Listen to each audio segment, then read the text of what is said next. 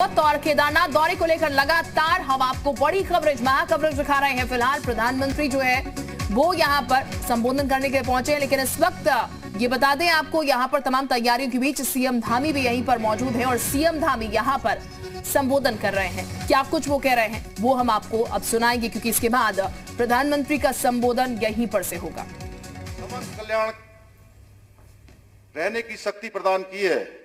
गरुड़ चट्टी में आपके द्वारा की गई साधना को कौन भूल सकता है, जब आप प्रतिदिन गरुड़ चट्टी से भगवान के दर्शन के लिए मंदिर आते थे। आज यहां माननीय प्रधानमंत्री जी द्वारा आदि गुरु शंकराचार्य जी की पुनः निर्मित समाधि एवं उनकी भव्य तथा दिव्य प्रतिमा को राष्ट्र को समर्पित किया गया है। हिंदू धर्म संस्कृति में आदि गुरु शंकराचार्य जी को कौन नहीं जानता। वे भारत की राष्ट्रीय एवं आध्यात्मिक चेतना के सूत्रधार थे। कलयुग में वे भगवान शंकर के साक्षात अवतार थे।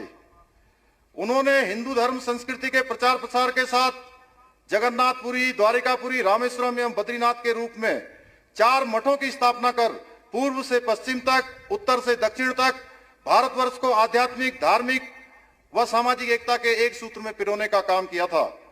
भारत की गौरवशाली संस्कृति, परंपराओं, वेदों एवं उपनिषदों के असीम ज्ञान के संरक्षण एवं संवर्धन का श्रेय किसी को जाता है तो आदि गुरु शंकराचार्य जी को जाता है।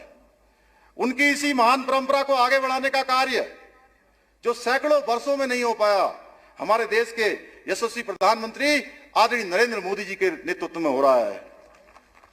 जहां आदि गुरु शंकराचार्य जी ने केदारनाथ मंदिर का जीर्णोद्धार कराया था, वहीं केदारनाथ धाम में ही अल्प आयु में देह त्याग कर मोक्ष की भी प्राप्ति की थी। इतनी कम आयु में इतने महान कार्य आदि गुरु शंकराचार्य जी कर सकते थे। 2013 की जब भीषण आपदा यहां आई थी, उस समय का दृश्य आप सब लोगों ने देखा था, आप सब उसको जानते हैं।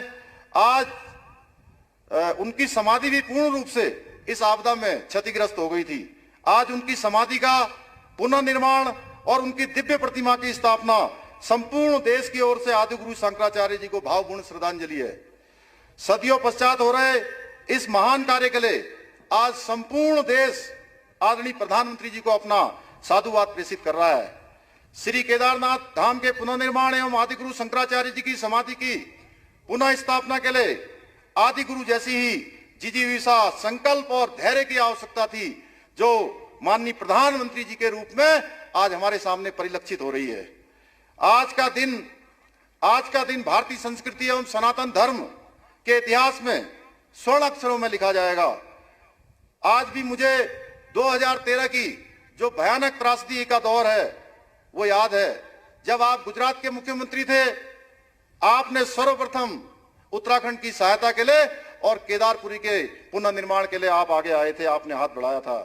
कहा जाता है कि भगवान को भक्त से अधिक कोई प्रिय नहीं होता है। यह भगवान शिव का ही आशीर्वाद है कि उन्होंने अपने परम भक्त को अपने धाम के पुनर्निर्माण के कार्य के लिए चुना है।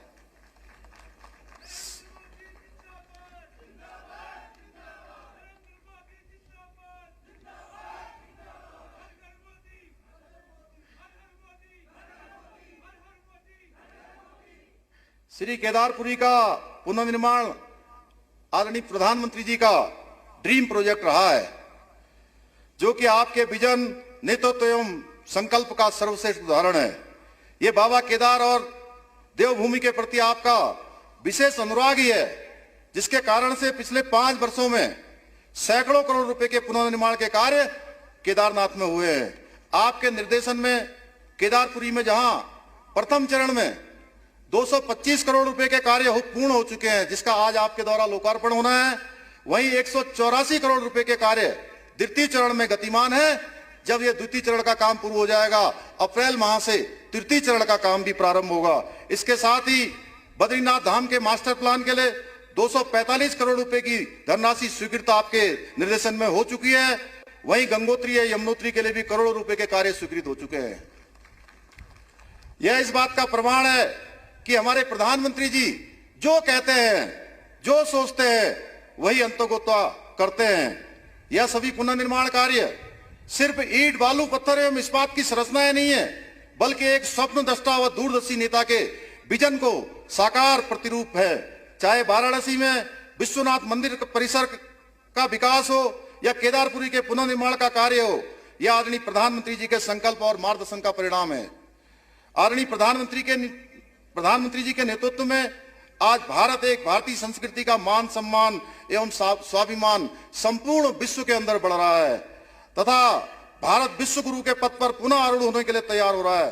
21 जून को पूरे विश्व के अंदर मनाया जाने वाला, आयोजित किया जाने वाला अंतर्राष्ट्रीय योग दिवस इसका एक सर्वश्रेष्ठ उदाहरण है। एक भारत श्रेष्ठ भारत की परिकल्पना को साकार करते हुए आपने देश को नई दिशा प्रदान की है। देश में जो कार्य कभी नामुमकिन से प्रतीत होते थे, वो सारे के सारे आज पूर्णता की ओर बढ़ रहे हैं। चाहे वो राम मंदिर का मुद्दा हो, चाहे धारा 370 का मुद्दा हो, 3 तलाक का मुद्दा हो, या शक्तिशाली भारत के संपूर्ण विकास की बात हो, ये किसी से छुपा हुआ नहीं है। उत्तराखंड के प्रति आदरणीय प्रधानमंत्री जी का प्रेम किसी से छुपा हुआ नहीं है। आप उत्तराखंड की छोटी समस्या से भली भांति अवगत हैं।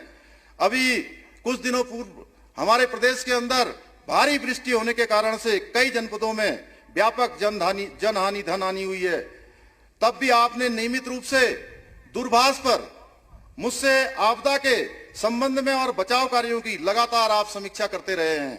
आपने तुरंत 3 एयरफोर्स के यहां पर हेलीकॉप्टर भेजे और 3 हेलीकॉप्टरों के कारण से हमारे यहां पर 500 से भी ज्यादा लोगों की जान बचाई जा चुकी है।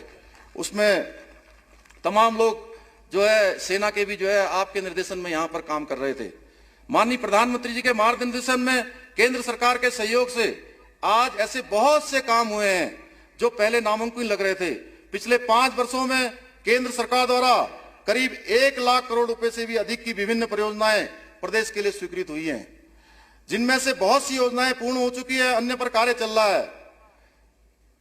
हम पहाड़ में रेल पहुंचाना और रेल को देखना भी एक सपना होता था। अभी भी मैं पिछले दिनों देवाल के बच्चों से मिला था जिन्होंने अभी तक भी रेल नहीं देखी थी। वो पिछले वर्ष देहरादून रेल देखने के लिए आए थे। तो जहां मोदी जी ने सपने को साकार किया है पहाड़ में रेल को देखने का, ऋषिकेश से कर्णप्रयाग रेल परियोजना पर कार्य तेजी से चल रहा है। वही सामरिक एवं भौगोलिक दृष्टि से महत्वपूर्ण परियोजना जो 154 किलोमीटर की है, टनकपुर से बागेश्वर, उस योजना को भी आपके निर्देशन में मंजूरी मिल चुकी है। इसी तरह 4 धाम ऑल वेदर रोड है, भारतमाला प्रोजेक्ट पर तीव्र गति से काम चल रहा है।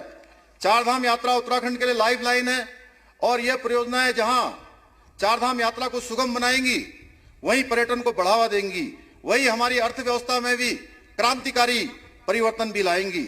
आज इस मंच के माध्यम से मैं हमारे प्रदेश के कुमाऊं क्षेत्र में एम्स का सैटेलाइट सेंटर खोलने के लिए भी माननीय प्रधानमंत्री जी को देवभूमि की समस्त जनता की ओर से धन्यवाद प्रेषित करता हूं। इस सैटेलाइट सेंटर के खुलने से उत्तराखंड के दूर दराज इलाकों तथा सीमांत और उत्तर प्रदेश के भी कुछ जिलों को और साथ में हमारे पड़ोसी देश नेपाल के लोगों को भी अपना इलाज करवाने में अत्यंत फायदा मिलेगा। इसके साथ साथ माननीय प्रधानमंत्री जी के मार्गदर्शन में हवाई सेवाओं के साथ उत्तराखंड के सुदूरवर्ती क्षेत्रों को एयर कनेक्टिविटी से जोड़ने का काम तेजी से किया जा रहा है। पिछले 2 वर्षों से हम कोरोना महामारी से जूझ रहे हैं, परंतु आपके नेतृत्व में जहां हमने एक और इस महामारी से डटकर मुकाबला किया है, वहीं विकास की गति को भी आगे बढ़ाया है। यह माननीय प्रधानमंत्री जी का नेतृत्व है कि देश में दुनिया का सबसे बड़ा कोविड वैक्सीनेशन अभियान सबको वैक्सीन मुफ्त वैक्सीन चल रहा है। पूरी दुनिया आज इसकी सराहना की जा रही है। हमारे प्रदेश ने सफलतापूर्वक कोविड की प्रथम डोज को लगाने का लक्ष्य समय से पूर्व ही 100% प्राप्त कर लिया है। साथ ही दूसरी डोज भी 50% से अधिक लगाने में हम सफल हो चुके हैं। शिक्षा, जन स्वास्थ्य, बिजली, पानी, कनेक्टिविटी, रोजगार, महिला एवं बाल विकास, खेती किसानी, सिंचाई, हर क्षेत्र में उत्तराखंड ने पिछले 5 वर्षों में अभूतपूर्व तरक्की की है। माननीय प्रधानमंत्री जी के नेतृत्व में, मार्गदर्शन में हमारी उत्तराखंड सरकार ने जो विकास कार्य किए हैं वो भूतो न भविष्यति। हमारी सरकार जहां 24,000 सरकारी पदों पर भरने की प्रक्रिया प्रारंभ कर दी है, वहीं मुख्यमंत्री स्वरोजगार योजना, नैनो उद्यम योजना के माध्यम से लाखों बेरोजगारों को स्वरोजगार तथा आत्मनिर्भर भारत के लक्ष्य को प्राप्त करने की ओर हम आगे बढ़ रहे हैं। कोरोना महामारी से प्रभावित पर्यटन, चिकित्सा, कृषि सहित विभिन्न क्षेत्रों को 600 करोड़ रुपए से भी अधिक के पैकेज हमारी सरकार द्वारा दिए गए हैं। यह राशि डीबीटी के माध्यम से सीधे लोगों के खातों में भेजने का काम हो रहा है। आयुष्मान भारत योजना उत्तराखंड में अभी तक 44 लाख लोगों के कार्ड बन चुके हैं। इस योजना से 3.5 लाख से भी ज्यादा लोग अभी तक अपना इलाज करवा चुके हैं, लाभान्वित हो चुके हैं। साथ ही 460 करोड़ रुपए की धनराशि अभी तक इसमें खर्च हो चुकी है। हमारी सरकार ने सरलीकरण, समाधान, निस्तारीकरण एवं संतुष्टि इन 4 मंत्रों को लेकर जीरो पेंडेंसी और सिंगल विंडो सिस्टम विकसित किया है, जिससे लंबी समस्याओं के समाधान में सहायता मिली है।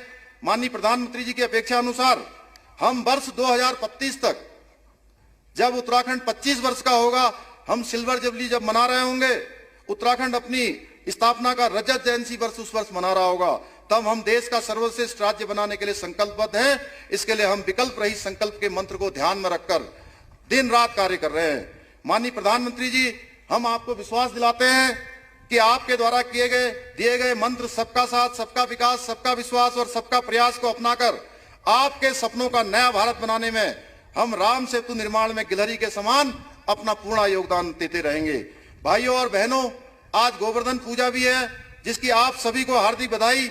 आज का दिन भगवान श्री कृष्ण की उपासना का दिन तो है ही, साथ ही गाय, पर्वत एवं प्रकृति की उपासना का दिन भी है। यह महान संयोग है कि आज के दिन हमें बाबा केदार के दर्शन तथा आदि गुरु शंकराचार्य जी की समाधि के पुनर्निर्माण एवं प्रतिमा स्थापना के महान कार्य के साक्षी बनने का सौभाग्य प्राप्त हुआ है। भाइयों बहनों, कल ही हमने दीप पर्व मनाया, जिसकी मैं आप सभी को बधाई देता हूं। और कभी अंत में कवि गोपाल दास नीरज के इन्हीं शब्दों के साथ अपनी वाणी को विराम देता हूं कि जलाओ दिए पर रहे ध्यान, इतना अंधेरा धरा पर कहीं रह न जाए। जय बाबा केदार, जय भारत, जय उत्तराखंड।